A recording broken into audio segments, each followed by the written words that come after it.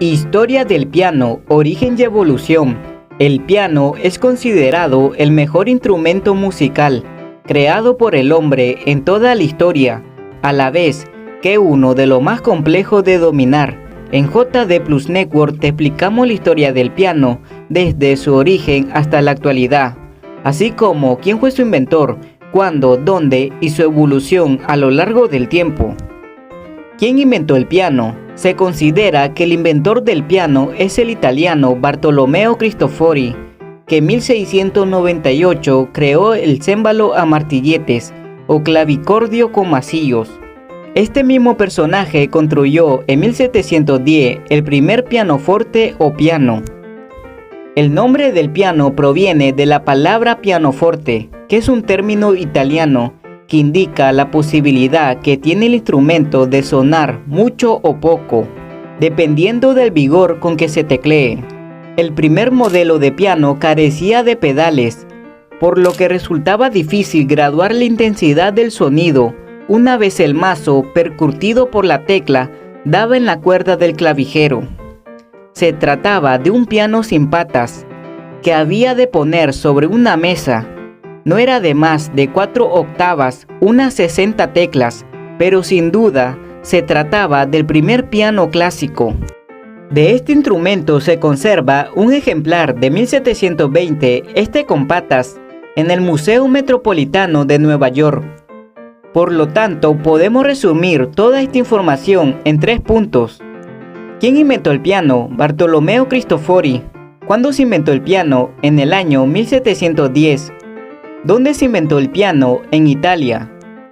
El instrumento rey es el piano, posiblemente el más completo de todos, el único capaz de convertirse prácticamente en orquesta por sí solo.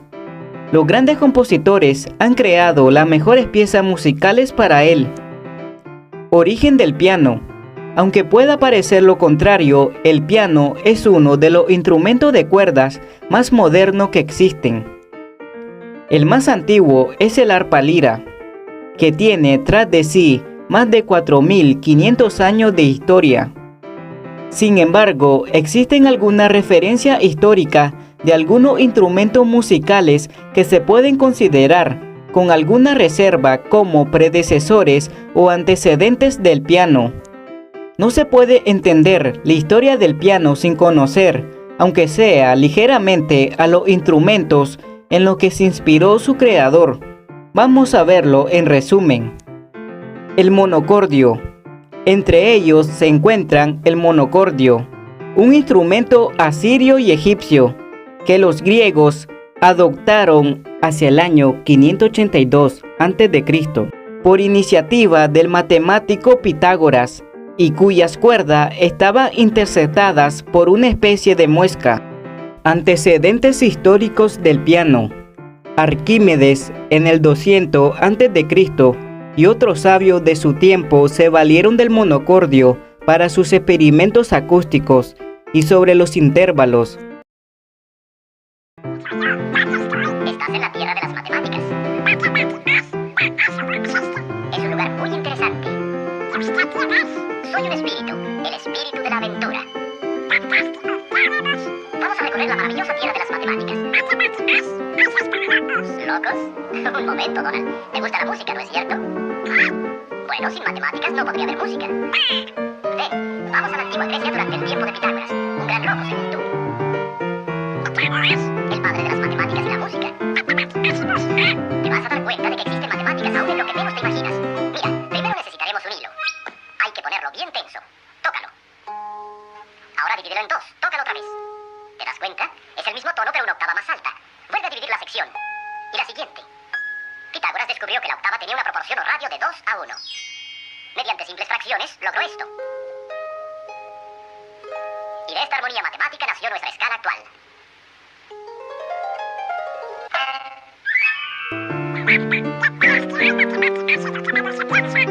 Pitágoras dio a conocer su descubrimiento a sus amigos, una fraternidad de matemáticos conocida como los pitagóricos. Es una sesión musical.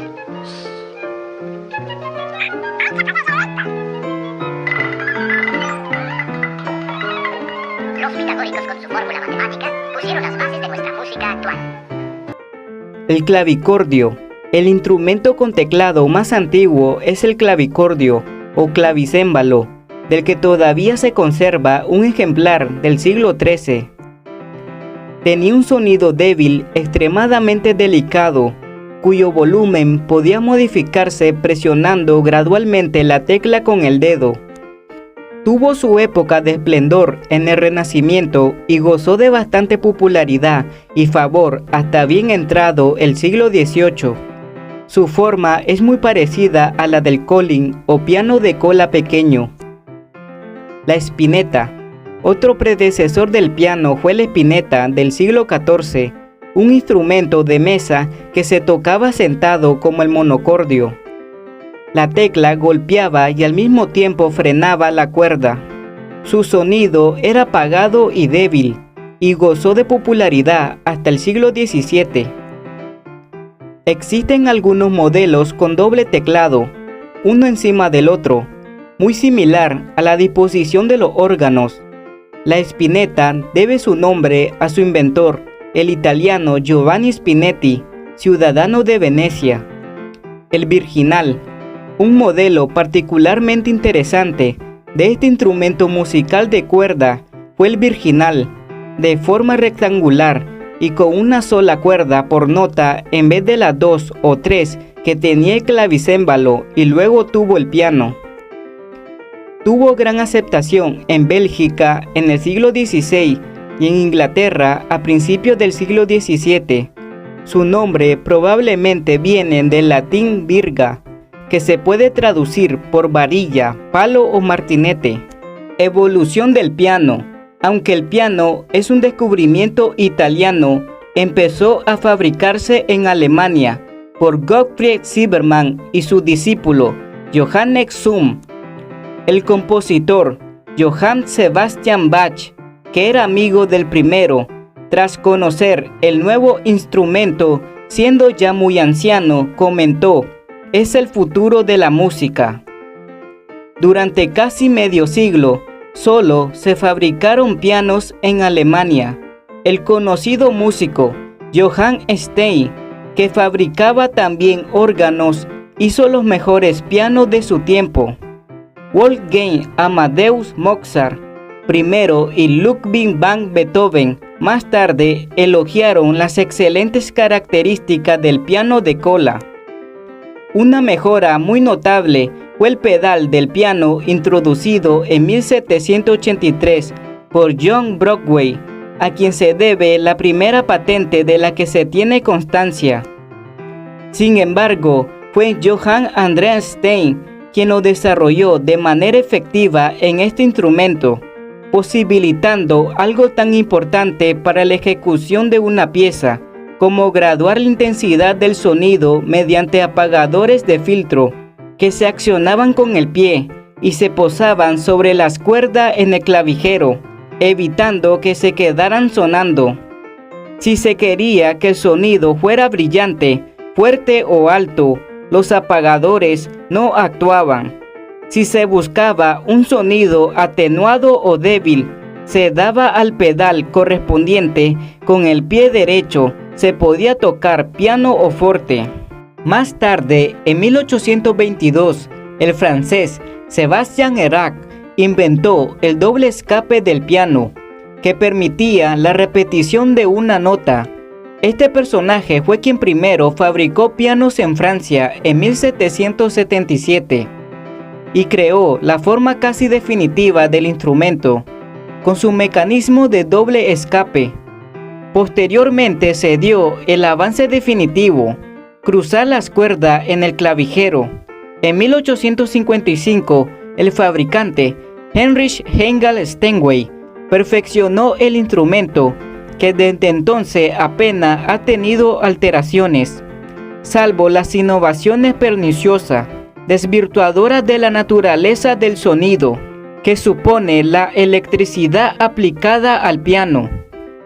En 1958, la sociedad norteamericana Wurlitzer comercializó para las escuelas de música el piano eléctrico, que los músicos de rock se apresuraron a utilizar, ya que pesaba poco, era de tamaño manejable y podía llevar consigo de concierto a concierto.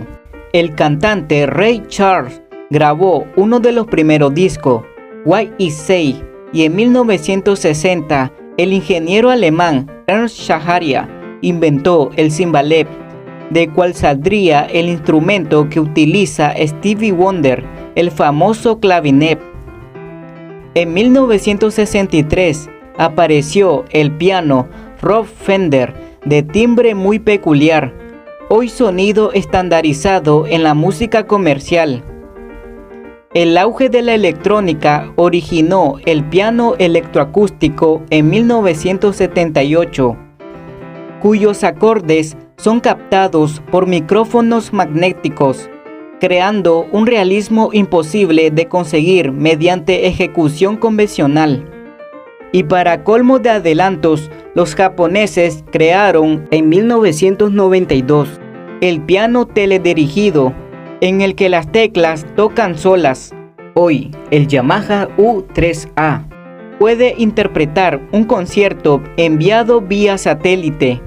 Claro que previamente hay que afinar y preparar el instrumento para recibir tales impulsos. Pero estos artilugios, más que pianos, son máquinas reproductoras de sonido y ruido. A veces mejoramos tanto las cosas que, como dice el dicho popular, el marco termina por comerse al cuadro. Pero sin duda alguna, aún hoy en día, muchas de las grandes estrellas de la música nos deleitan cuando se sientan delante de un piano a tocar sus teclas de color blanco y negro. Si el video te gustó, dale like, suscríbete y activa la campanita para más video interesante.